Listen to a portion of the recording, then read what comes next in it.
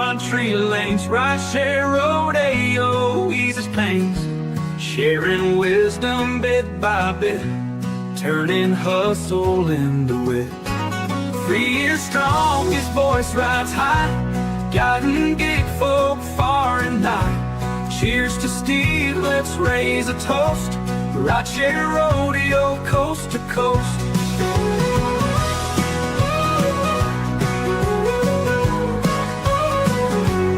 He's the cowboy of the rides, navigating daily tides. With his guidance we feel free, rolling on eternally. Through each podcast, night and day, Steve lights up the winding way. Gigs feel less like work alone, 'cause his tips have surely shown. 3 years strong, his voice rides high, guiding gig folk far and nigh. Cheers to Steve, let's raise a toast. Rideshare Rodeo, coast to coast.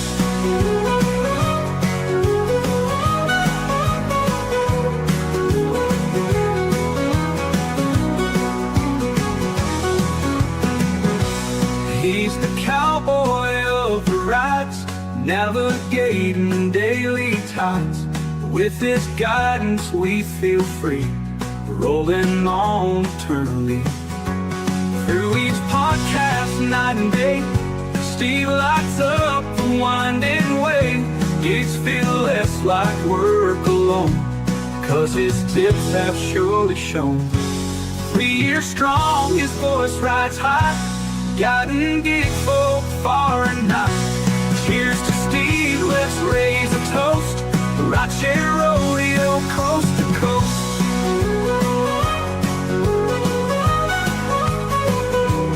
Rideshare Rodeo, coast to coast.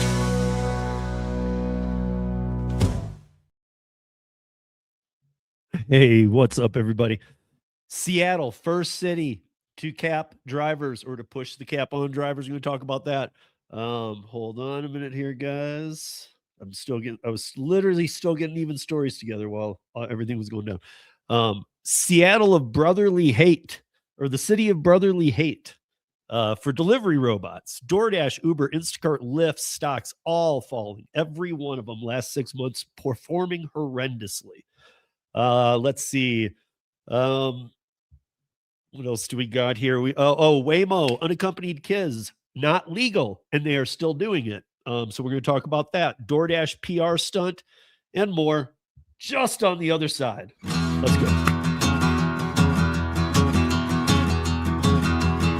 Well, midnight headlight, blinding on a rainy night. Steve laid up ahead, slowing down and making no time. I gotta keep on rolling.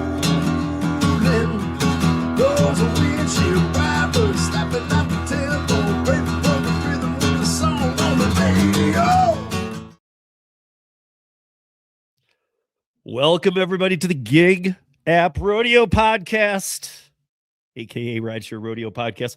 You guys, welcome audio podcast listeners who this will drop for you tomorrow. LinkedIn, welcome live. Twitter, welcome live. And of course, YouTube family, welcome live. Happy to be here today. Before I even get into anything, some of you don't know this person. Some of you do. She drops into live sometimes on YouTube that I do. And congratulations to our Polish friend. I'm gonna get her name right here, guys. And you know how many times I've had to try this.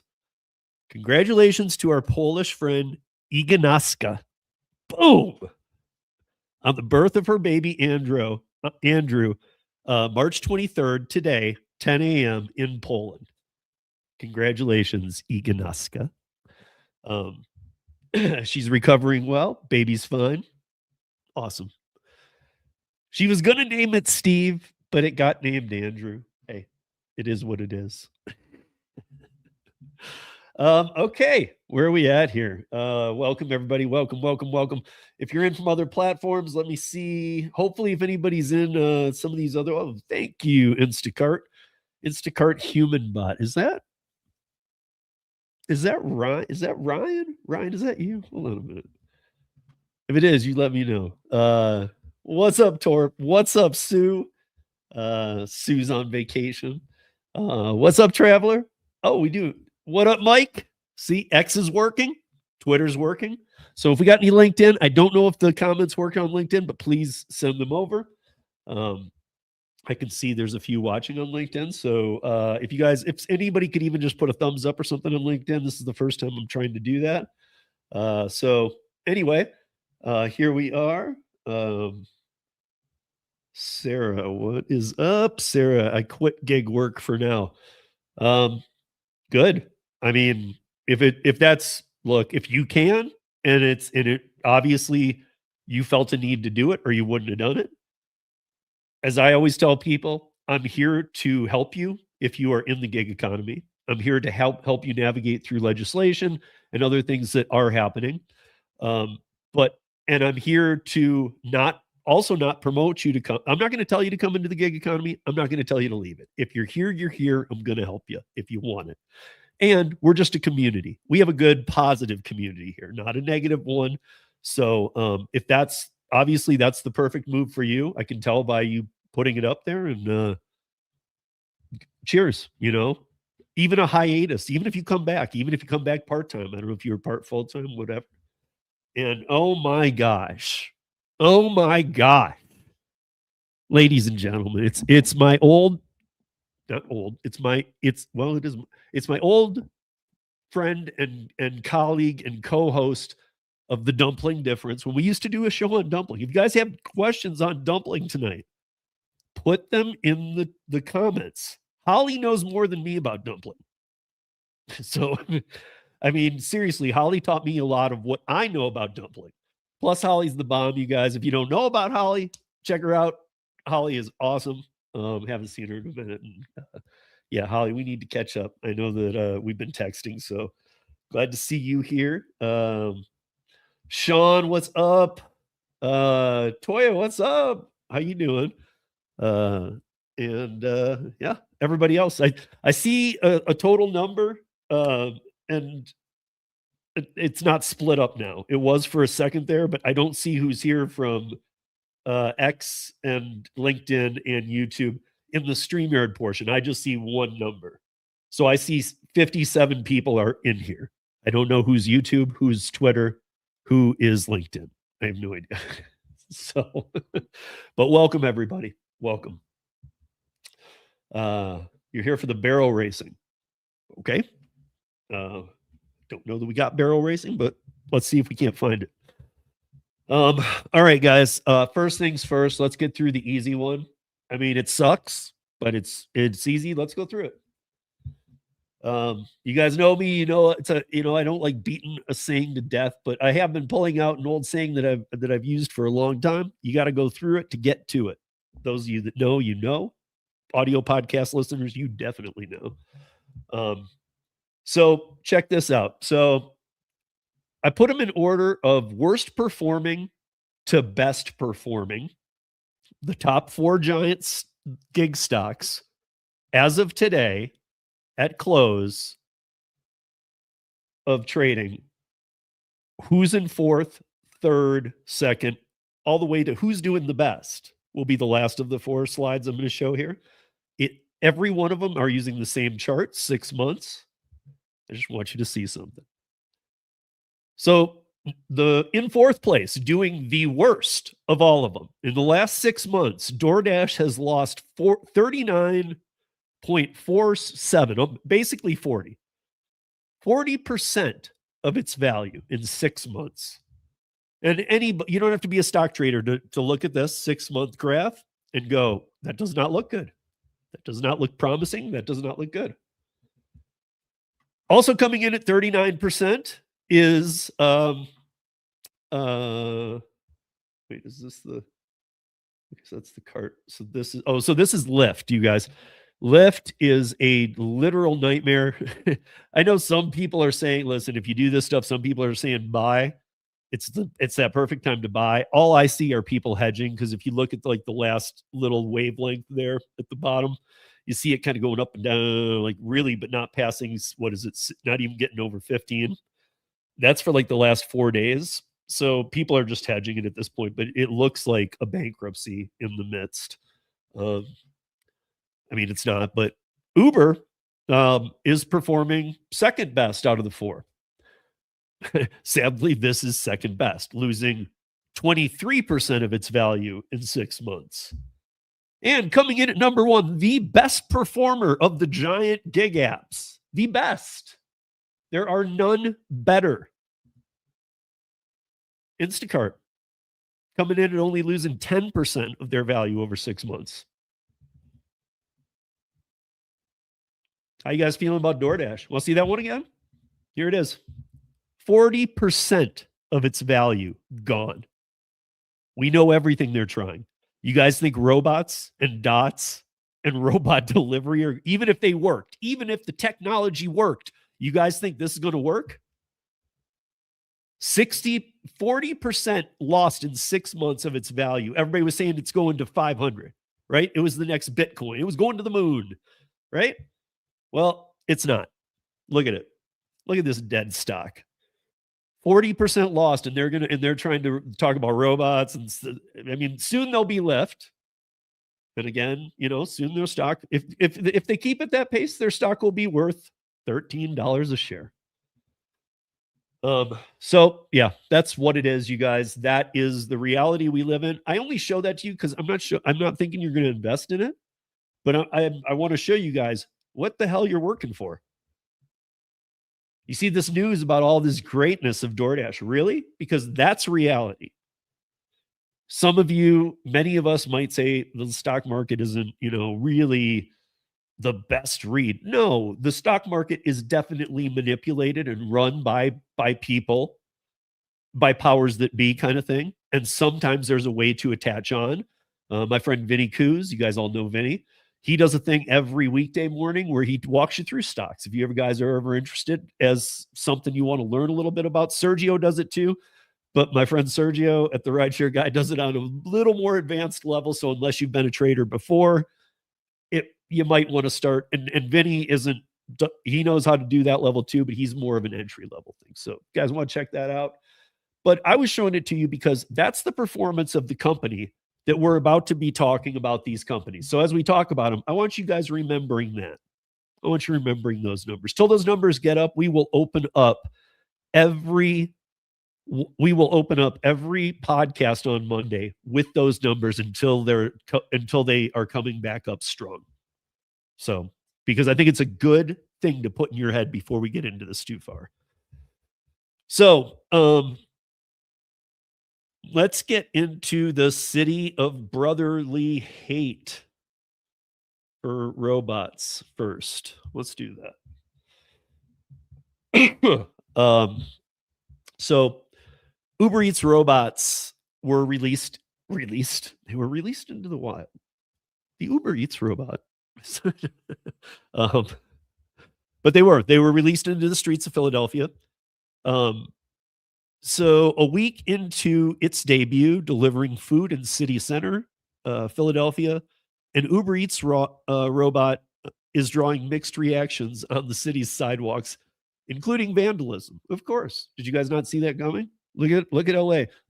Did you guys, even if let's say that they had this perfect fleet of robotic vehicles that worked, they don't work, but they worked.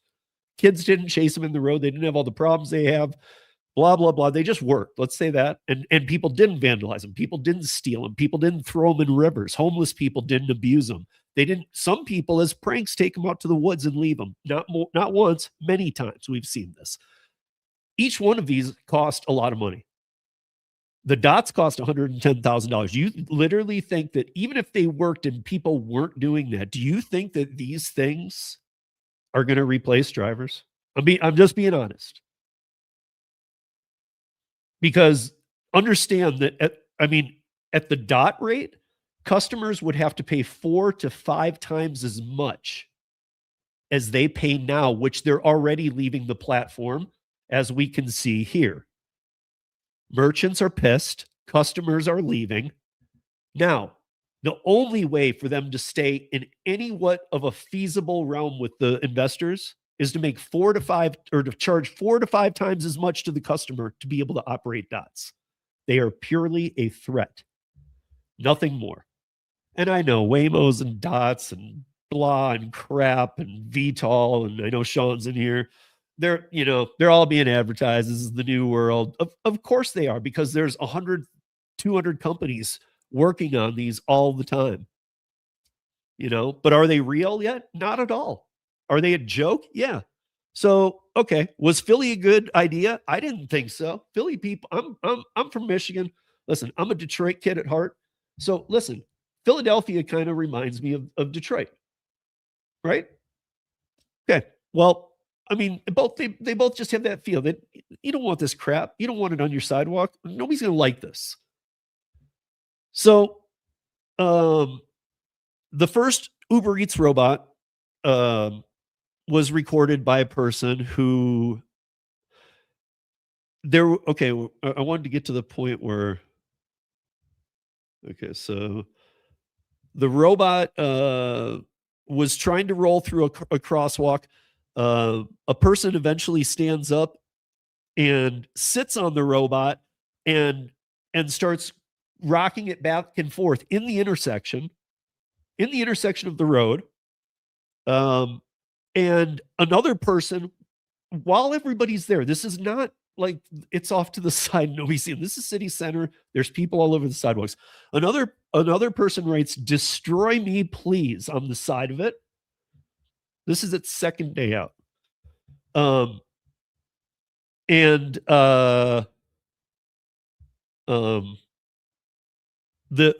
person who is recording all this, the Instagrammer, says, "Honestly, I thought it was done for." Another person said, after the person sat on it, another person said that he wanted to throw it at the wall. There was a brick wall. He said, "Let me have my chance. I want to throw it at the brick wall." Yeah, robots are here. Delivery robots are taking your jobs, guys. This is just a complete joke. I'm trying to think if there's even anything else in here that you guys need to hear. And I just don't think so. So just know that they rolled out to a new city. They were not welcomed, as always. They are failing. And now we are moving into the next story here. Sorry, guys. I got a little slow operating thing over here. Here we go. Oh, okay. So this is from Saturday. Rideshare drivers say Whimo is giving rides to unaccompanied kids. We've even talked about this. We knew we had been talking about the fact that they were, because somebody brought it up. I think Christopher Taylor did. He brought up, oh yeah, this is yeah, they're doing unaccompanied minors in like the last live Sean and I did. Now I was like, wait a minute. I'm like, maybe I did, but I just couldn't place it. Well, it just so happened this article just dropped. They are, but now remember, it's California. They now have a union. Welcome to the union, rideshare drivers in California. Prop 22, baby. Did not do you well. A labor group representing Uber and Lyft drivers have filed a complaint with state regulators alleging that Whimo is violating its permit by allowing unaccompanied minors to ride in autonomous vehicles in the Bay Area. Here's where it gets funny. Not funny, wrong, but Uber teen rides started in California. Uber teen rides are now allowed in man, I don't have it right in front of me. A lot of states are not allowing them anymore. So I don't have the exact numbers. I don't want to give it to you. But one of the states that isn't allowing it is California. You can't do teen rides in California. But they launched it there, and then the rest of the country that wanted to picked up on it and allowed it. But then they said, no, you can't do this here. When Whimo started, Whimo is self-insured. They are not street legal. I mean, it gets so hairy, you guys. We've talked about this so many times. If you ever have questions, comments, concerns, please leave them in the comments after the show or while we're live, but especially after the show. If you have a longer question, wait till the show ends and leave a comment below if you have any questions, because we've talked around this so many times and I always am trying to hit different angles. But at the same time, if you're just catching on and you're just joining us and you want to learn a little more, I'm happy to direct you to any video. I've got a bunch of videos up on this channel, or I will explain it to you if it's something easy. But basically, it's been briefcases of money get these things into cities. That's it. That's how it's done. And now we find out that Whimo knew unaccompanied minors was not allowed, and they're waiting for the court case to stop. They've been told you can't do it. Uber and Lyft don't do it in California, and that says a lot, because Uber and Lyft get told to not do things and they still do it. Whimo got told the same thing, and they're like, well, we'll just kind of see how it plays out. I point this out because we keep hearing about the Whimos launching in little groups of cars in different cities. What a joke. Okay. I mean, I've seen them here. What a joke. And everybody here hates them. It's hilarious. Like, they're not allowed to take passengers here yet in Denver, but we all hate them. Hate them. It's not just me, guys. But so, yeah, so they're doing it and they're just kind of like, well, it's almost like this. Did you know you couldn't take minors? Mm-hmm. Are you taking minors? Yes, sir. Are you going to stop now that we just talked about it? No. Nope. We gave your governor and some other people huge amounts of money, so go F yourself. Cool. The end. So before I move to this next story, because you guys, to the doubters, stay tuned, man. You guys are going to be awakened here. But here, let me get back to see if there was any questions. Yeah, congrats to A. Let's see.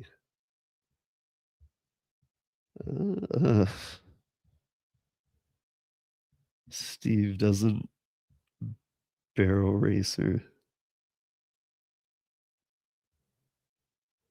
Doesn't have barrel race. I don't even know what this means, dude. And to the audio podcast listeners, I'm sorry. Lyft is the Sears and Roebuck of rideshare. That is flat out a fact. Wow. I gotta honestly say, Holly, I'm impressed. I mean, I saw, what is it in California? And it depends where in California, but I saw somewhere in San Mateo County or something was almost $7 a gallon. So I'm surprised, because you're right in the hurricane path. And hell, you were hit by one last year or the year before. So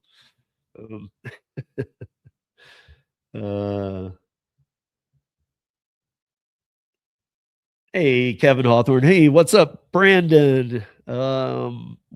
Sorry, guys. If any of you have used StreamYard, you know what I'm going through on this end. It's ridiculous. It's lagging, and I pause to do anything because otherwise it ends up glitching. So, Legend Valley, how are you? Uber Eats won't be charging robots driver's fee. Well, okay. So you're saying what? So you're saying that they're not going to pay the base pay of $1.50 that they now use to the robots? They're actually going to spend probably $10 base pay on every trip when you add it all up, because the amount that get destroyed, broken, kidnapped, thrown in rivers, busted open, always broken. They go wrong. You're constantly replacing them. So if you actually do that, it's about 5 times the amount it costs for a driver. Now you have overhead. Now you have inventory. Now you have fleet control people. Now you have safety monitors. Now you have cleaning teams. And are they being cleaned between every stop? Because that's disgusting. If somebody gets Indian food, the restaurant loads it in, it spills a little, and then the person gets their food, pulls it out, and the next order goes, and it's just going to go pick it up, and the person puts it in. Now, a good restaurant, I would hope, would clean it, but it's not their job. They're not gonna. So, I mean, if one of these robots is going to do what? Let's say 50 deliveries a day. Somebody's going to have to clean it 50 times a day. And it might sound ridiculous to you guys, but if they don't, how do you know if it wasn't that dirty? Just saying. No,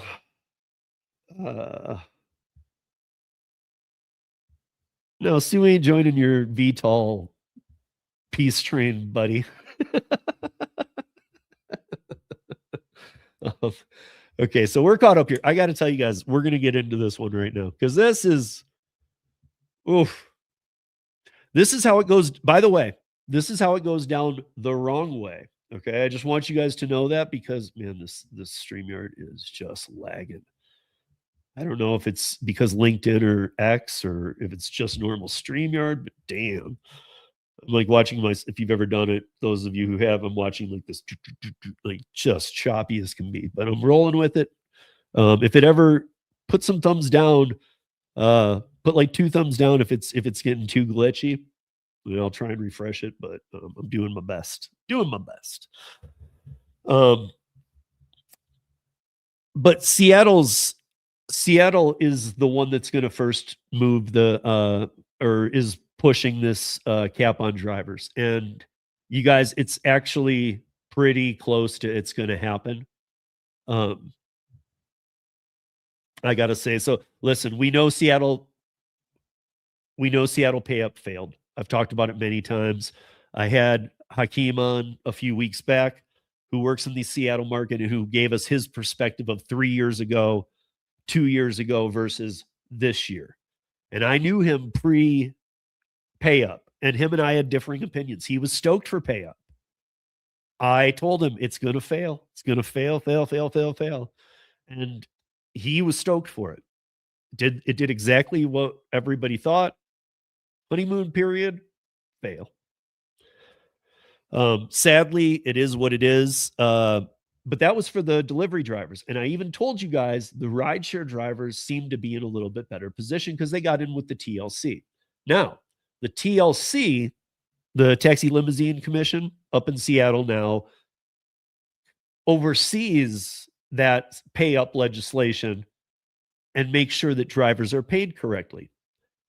I have told you guys, I'm not ever going back. I never cross my words. I never do 180 flips one day to the next on my standpoints. They're all directed and they're all researched and factual. We all know this.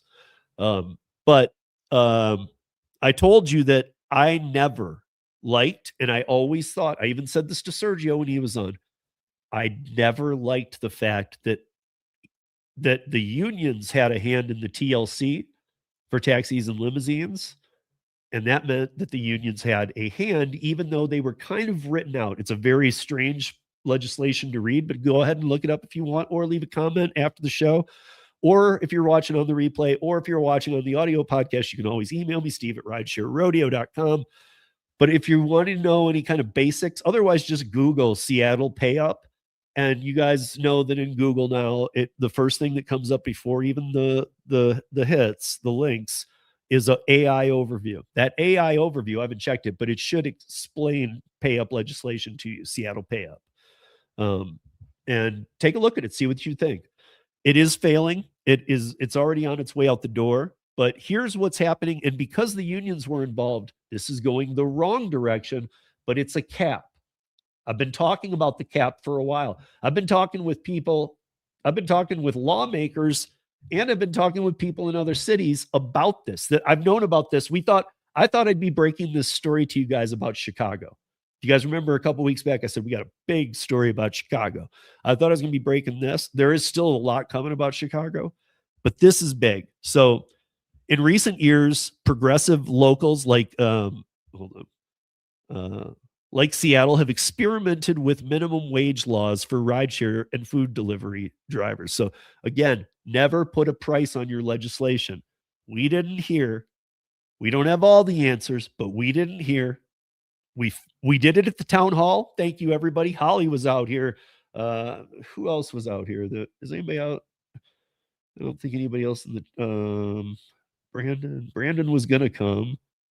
Oh man, there's a whole story to that. But anyway, we had a ton of people out here, so it was awesome. But Holly was here. But we did not include that. We made sure to not include that. And in fact, Senator Priola, who came to the town hall, and his original bill was to push that in. He wanted to follow the death route of Seattle and California, and New York City is even its own animal. That I don't even know how that even works anymore. I mean, I do, but they have literally taken the floor, what I always called floor meets ceiling. They've taken that to the max, and then it also eliminated more like 60% of the drivers even being able to work. So just like the taxi medallions going from worth $700,000 to $1 million each medallion that you can transfer for life, now they're worth around 70,000, 60,000. Taxi business is dead. But these laws led to surging prices for rides and delivery, reduced demand for trips and orders, and no evidence of higher take-home pay for drivers. None. How's that? Great legislation, right? Sweet. What's up, Vinny? Well, man. As demand for trips has plummeted in the wake of wage hikes, more rideshare drivers are finding themselves working longer hours to achieve the same number of rides as before. Instead of fixing the root of the problem, a union representing Seattle rideshare workers has a new solution: limit the number of people who can work on as Uber drivers. Now, remember, some of the people I've been talking with about the capping idea, it is only done correctly when it is done without a dollar amount. When you are working with now there's legislation about the minimum wage in Seattle, the pay up legislation. So the unions, that's why they're like just swarming this. They're all over it, and they're going to kick it through. So according to the drivers union, which represents Lyft and Uber now in Washington state, there is a severe glut of rideshare drivers on the road in the Emerald City. The union bases this on the new report it released, which concludes that a majority of miles driven by Uber drivers are now without a passenger, meaning deadhead miles. The report's top line findings include an increase in deadheading and empty miles in which rideshare drivers are driving without a passenger on board, as well as an increase in the number of drivers that are on the road at any given time. So in addition to lower driver pay, the report also concluded that deadhead miles are also causing, like I've said, have I said this? Air pollution and congestion. Have you guys heard me say that? Have I said that the cap thing would solve a problem that these gig apps have about air pollution and congestion? Said it about a month ago. Said it a few times since. I've also said it before, but I've been hitting on it lately. That's because I've been talking with people who know this stuff. But now, Seattle, welcome to the real union. Now you're going to see what's up. And I'm not meaning you guys should get your voice heard. You should get it out there. You should make sure this shit stops now. Now, because you are the next taxi drivers in Seattle. The union's recommendations are to call for a pause in onboarding new drivers until a reduction in unnecessary deadheading miles is achieved. Now, remember, the unions get their way when you say unions plural. I don't want a union. Vinny doesn't want a union. If we had to go a union route, we're gone. But they can't, because that's a W-2 thing. However, in some of these crappy legislations, they do. So when you hear unions, they're going to get what they want, especially when you gave them legislation that let them in the door. I've always said, once you open the door, make sure you're on the right path to legislation, because if you open it the wrong way, you can never shut it. So now, rules to maintain a balanced market where increases to driver supply don't continue to outpace trip growth, just like Vinny is saying right here. Supply and demand is a hell of a drug. We all know where that came from, I think. But I mean, he's not wrong. He's spot on right, you know. While the report is dressed up in the language of deadheading and climate change, it's a little more than a thinly veiled attempt to do what unions so often do, limit the labor supply to lock out non-union members. And that's where the problem comes in this cap. So, I mean, there's other problems. But the way this cap will work is not the way I've ever suggested it or the way I've discussed it with other people before presenting it to you guys. The ideas that we have had is not this, because if you're letting the unions do it, remember we've said it would like a system where it's like you get on. When somebody gets off, you keep checking, you get back on as an independent contractor. In a union state, who are they going to take as the drivers? I mean, it's pretty simple. Are they going to take the people who pay union dues or the ones who are not paying the union dues? Since it's your choice. That's right, people. They're going to take the union payers. And then other people will pay the union dues so that they can get into that mix. So now we got a full-blown union going. So this is an example of cap fail. And I'm pointing that out because I'm sure other people will report on it in 2 weeks or maybe after hearing this, and they'll incorrectly regurgitate this. But this is the problem. The problem is now it's almost hand selection from the union. You guys, I didn't work with Kim. I still do, but I didn't work with Kim Cavan, Mike Harubi, John Lopez, Karen Anderson, and all of that crew who is just insanely smart freelancers, independent contractors like I am, outside of the gig economy, even like I am. But I didn't work on the gig stuff with them for no reason. Look, keep the unions out. Keep the dollar amounts off the books. So, yeah, the after the rideshare minimum wage law went into effect, rider fares increased by an average 40%. By the way, Seattle is now the most expensive rideshare city in the United States for a passenger. Let me see if I have the estimate. So, okay, this is the net credit analysis came up with this amount. Seattle is now the most expensive city in America to hail an Uber ride, with a 30-minute ride costing an average of $80. If you guys don't take Uber much, maybe you don't realize how 30 minutes is like my house to the airport. And it's gotten more expensive over the years. But it ain't no $80 unless it's Thanksgiving during the snow. So this is what happens, you know, trips climbing up 50 to 60%. It's insane. In addition to the minimum wage law, the city also levies a 51-cent fee on every rideshare trip in the city to pay for everything from affordable housing to various transportation projects. Hey, man, I am so glad that that's not a part of legislation. I wouldn't have, I feel so happy about the legislation we got passed here in Colorado when I read stuff like this. This now reminds me of like Prop 22. People used to say on steroids, but it's like more like Prop 22 on heroin and crack at the same time. It's just a joke. I mean, these people nobody's even thinking this through. In fact, Uber itself has sounded the alarm about the reality in the aftermath of the city's 2024 minimum wage law for gig-based food delivery.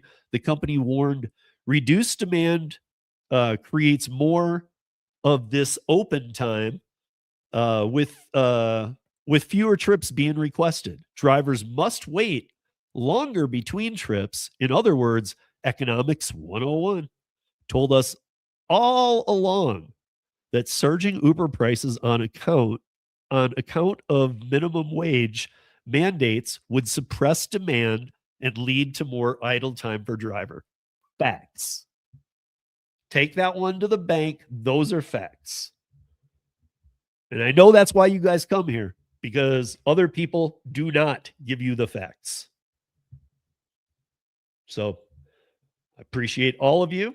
And I know I ran in here a little bit today. I think all of you can understand when I have to do that sometimes, because guess what? I've been out since 5 a.m. working. Everybody else been out since 5 a.m. working? Or 10 or 6? Or what up? What up, Charlie? You guys say hi to the Brash Dasher. If you guys don't know about Charlie, check him out, man. Guy's one of the kindest dudes I know. But yeah, I mean, that's a fail. So now, okay, here we go. I was looking for news. I look in a variety of different ways. I do have my my Google set to catch news that obviously is related to any of the giants, Instacart, Doordash, Uber. Like, it'll catch all the news that drops in a day. And I've got my filters set to the kind of things. So like when I'll see those, it's the other things I have to dig deeper for. But when it caught the Doordash stories today, I had to go, because it's like a fishing net, right? It's putting it out there and grabbing the stories. And you might see if something's like totally out of control, you might see something like, like 5 versions of a story come back. And that means that it's a hot story, right? But today in the Doordash news, the first 3 pages of Google, I went in and manually did it. The first 3 pages had no other Doordash news other than their PR stunt, AKA gas relief program, which is a total joke. Okay, total joke. Doordash is launching an emergency relief program for its drivers to help ease the impact of the dramatically increasing gas prices amid the Iran war. The program runs until April 26th. I didn't know we had it, and I didn't get the memo that we had an end date on the war. Why do they have to put an end? First of all, why do you have to put an end date on it, Doordash? Why? Because if it's not going well for you, you're not willing to take any kind of loss or anything, right? Like if you're like, oh my God, we're losing a penny on every order. We can't do that anymore. Cut that program off. Why isn't it just, it will run until the prices come back to normal? Why don't you just act like a normal company, Doordash? Scumbags is what you are. Scumbags. So here's what's up. Here's what they're doing though. So because they did this PR stunt, this joke, cool. What are you going to get? They got advertising on every newspaper in this country today. And it made it sound because newspapers like total clickbait. And it's everywhere. If you guys Google it, Doordash right now and go to news, you'll see gas price, blah, blah, blah. Doordash is God. No. Here's what you're getting. You get 10% back on qualifying fuel purchases if you're using a Doordash Crimson card. Well, under 50% of Dashers have a Crimson card. Those who do have it do not touch it. They only use it as transfer type thing. I mean, I don't know. I don't know anybody who's like, dude, I live on my Dasher on my Crimson Visa. No. I know most people are like, dude, that's DoorDash. I'm gonna get my money right out of it. Yeah, Charlie's already throwing them in there, dude. I love this. This is exactly where I'm going. So here's the other thing you will get, guys, though. Trust me, it's big. It's huge. Charlie's kind of giving it away, but here we go. You guys ready for this? This is big. This is really big. Drivers who travel 125 miles or more while delivering, will receive a weekly fuel relief of $5. If you do 125 miles, DoorDash will send you or give you back a credit bonus of $5. I don't ever want to hear from any of you that DoorDash doesn't treat you well anymore. That's $5 whole, guys. Are you kidding me? That's $5. What are you complaining about? Get out there and dash.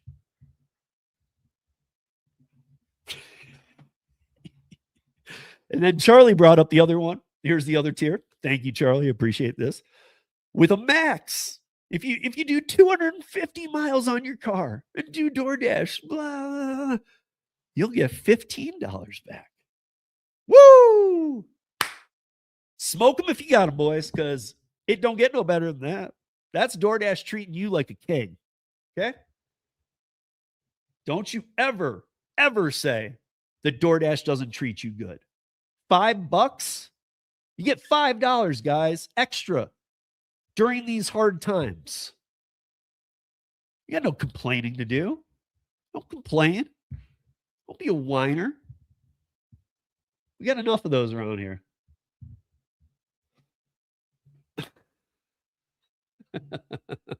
Hold on. Oh, wait. I'm so sorry, dude. Actually, Vinny's right. I think most of the audience knows this, but hold on. That is right. Thank you, Vinny, for helping me out there. Hold on. That is active miles. That's only while you're on a delivery. So if they send you out into the woods, we all know what that means, right? Even in a big city, I know what that means. You ain't going to get nothing coming back. Nothing. I don't care who you are. You're not getting anything coming back. There's no restaurants coming back. They're sending you way out in the middle of nowhere. You don't get paid any of that coming back. You're not active. $5, man. Honestly, I don't ever want to hear any of you complain about DoorDash ever again, because they're giving you a whole $5. And guys, we know that in today's society, $5 goes a long way. You can go to the grocery store and shop for a week with $5. Hell, you can fill your car tank up for $5. Oh, wait. No, you can get a pack of gum for $5. Sorry. I don't even know if you can get a pack of gum. Can you get a pack of gum for $5? Does anybody know? I don't even know. $5. Pack of gum. Okay. So I'm going to jump over to the chat in a minute, but this is the last topic I had for today. Sean and I will be back on Thursday night for Keeping It Real Thursdays. We're gonna hammer out some details. But here's the kicker, guys. I saw other people making videos about this. I talked about it a little. I just mentioned it last week.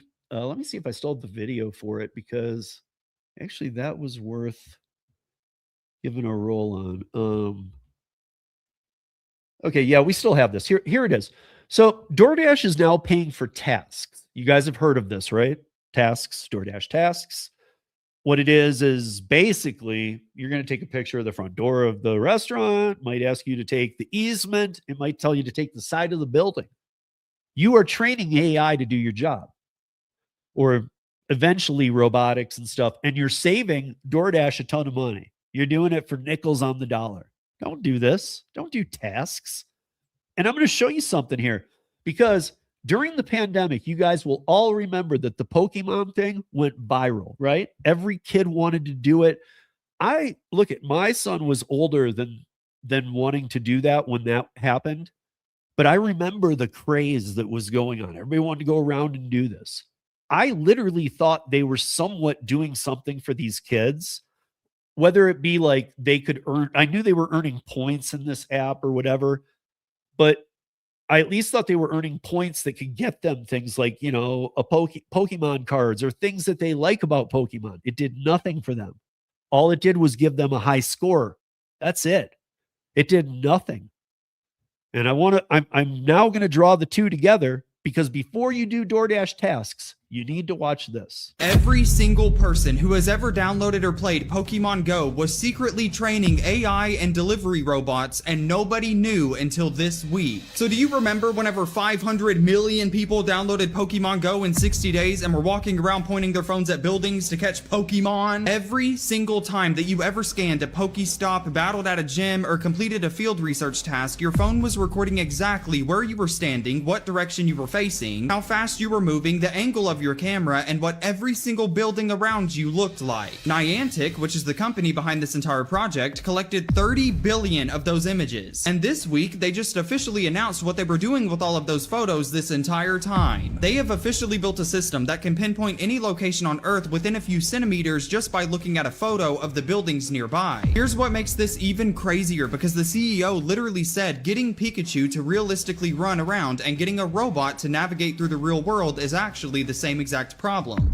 Is it? They didn't just collect your data, they turned a game into the largest real-world mapping project ever done in history, and players did all of the work for free. You can go on the app now and opt out, but you can't delete what they already got from you. You thought you were catching Pokemon, but you were building the eyes for every single robot that's about to come. Did you guys catch the main part there? Delivery robots. Pokemon was literally mapping cities for delivery robots using our kids. That ain't made up stuff, guys. That's real. That's what it is. You know, live with it.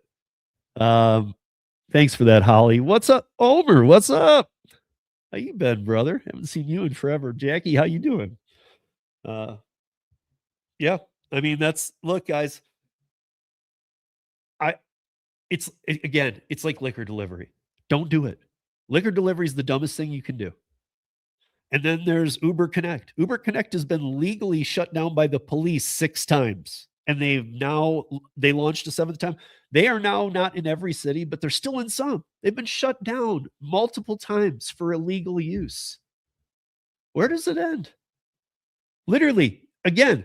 And here's what I will say, because I know some of you do take this. Make sure you're liquor certified. Make sure you are courier certified and bonded if you're doing Connect. Make sure you are tip certified if you are delivering liquor. Otherwise, you are breaking the law. Do not think that because it's on the app, it's legal. And that's a fact. We had Brian Greening on the podcast from Legal Rideshare. I've talked to other lawyers. It's not legal. It is not legal. Anybody, any other channel tells you differently, then they're going against 3 lawyers that I've spoken with and a lot of people who know a lot more than any of us here in the YouTube realm.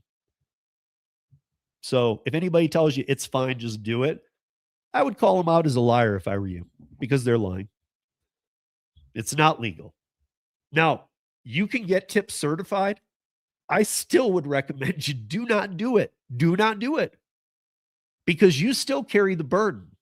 Now you're able to do it, but it would definitely, if there was a big incident caused by you providing liquor to a drunk person or to an underage person, I can tell you that all the years with my bar experience, all the years in the bars, even with a liquor license, which cost a ton of money, and all the things that go with the business, you're liable for everything you do.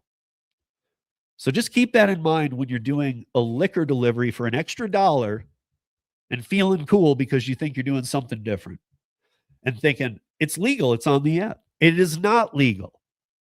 It is 100% not legal. But here's the kick. It's fine for them to put that on there. You're an independent contractor. You're supposed to know every single thing you're doing is legal. It's not up to them to tell you.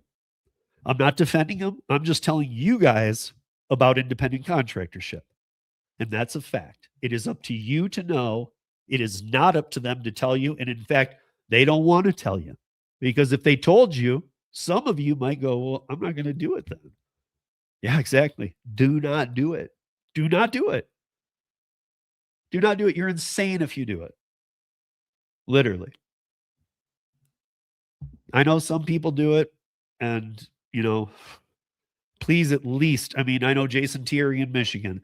I know that, a couple people I know are tip certified and maybe do it occasionally. Okay. At least they're tip certified. So I can't really bark down on him too hard, because at least, yes, he has done what you need to do it. Would I do it? Hell no, because it could be the end of your life financially. For those, if anybody's saying you're exaggerating, then obviously you do not understand this game at all.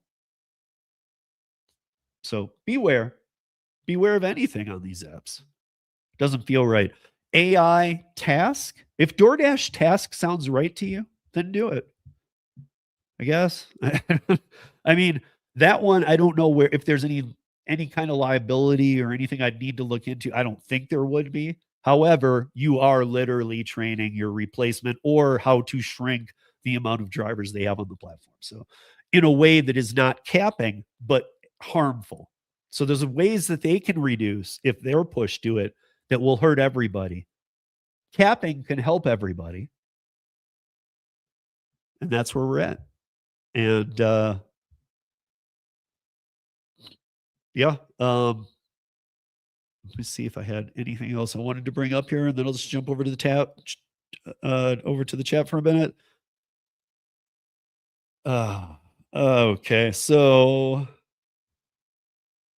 class. Oh wait, yeah, this is actually. You know what? Let's get this out of the way. So another class action has just dropped as of March 20th, and this will be, again, guys. For those, I've been explaining it over the past few weeks.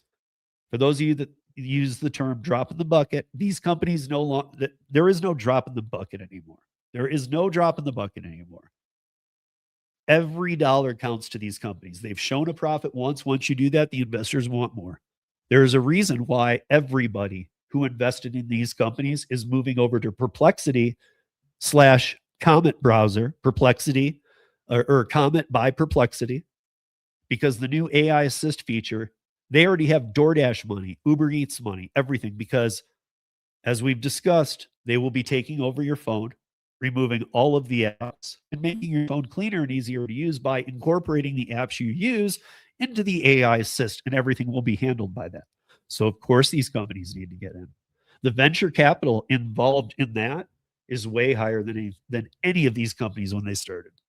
So, Uber is now facing a class action for allegedly misleading customers with inaccurate arrival times. So Uber Technologies is facing a new class action lawsuit alleging it misleads consumers about Uber arrival time for its rideshare services. According to the class action lawsuit, Uber advertises its rideshare services with precise Uber arrival times, creating the impression that customers will be picked up at the time promised. However, the lawsuit claims that Uber frequently fails to deliver on this promise, leading customers to pay a premium for a service they do not receive. The lawsuit says this leads consumers to believe that they are paying for a faster service. However, Uber rides often take as long or longer than the wait and save option. Meaning the wait and save is the cheapest option. There are times that this class action is claiming that if you pick wait and save, which saves you money, you'll get one before a guy standing next to you who picked rush. We all know this kind of thing goes on. I'm just letting you know there's another lawsuit out there. Welcome to 2026, land of legislation, gig app fails, and tons of problems. But we'll get through it together. We'll go through it and we'll get to it. Let me just see what all you guys are saying in the chat here. Just Jackie, cheaper is better. We are all part of AI training. Yeah, no doubt. I have a guy who buys the air cleaner for computers. Oh, like the spray and such, and he buys a case 2 times a week. Wait, what? I must have missed something in the chat. I must be way behind. Oh, you guys are like going off. Luckily, I know you guys are. Yeah, there you go. That's a fact. That's a fact right there. From my girl Holly. I love Holly. Holly, I'm glad you're back. I'm glad you're here. I hope your family's well. We will be talking soon for sure. Again, guys, I hope that I'll go back in the chat after it processes and look. But I hope you on YouTube took advantage of Holly being in there and asked her some I was going to say broccoli, some dumpling questions while we had her here. She knows. So you ask her. I mean, she knows more than me. So you guys, like, she's, she really can, she can put it out. She can tell you exactly what you need to know. Her and I have done a few of those together. So go check out her channel. But other than that, guys, that's what we got for the week. But the cap is real. The cap is coming in the wrong way. There are other cities that might be getting the cap in the way that we talked about it, which is the good way. And maybe Sean and I will get into that a little more on Thursday. But for tonight, you guys, LinkedIn, I never got any sign of you guys. I saw Twitter in the house. I mean, I know that some people were on LinkedIn, but I never saw a sign if you guys were able to comment. I will have to go over to there and see if that was an issue with StreamYard. But I do see the comments are working in on X. I saw you guys in here, and I saw everybody on YouTube, and I appreciate all of you joining me. And we will keep crunching the reel and getting to the core of all the problems. Will we solve them all? I don't know. I'm not going to say no, because maybe. We've solved a bunch. And with that, guys, we're out of here. See you Thursday. Well, just a humble cowboy. I don't drive no truck or tractor. But when it comes to rideshare, I'm a legendary factor. I'm Steve from the Rideshare Rodeo. I know the roads like my kin, helping all them drivers out there make that mileage spin. From Nashville to LA, I've seen it all, my friend. Late nights and early mornings, driving till the daylight ends. I've heard all the stories, shared a laugh or two with them rideshare cowboys out there hustling for their due. Saddle up, my friends, it's time to ride. The Rideshare Rodeo, changing lives. We navigate the highways through the city lights ablaze.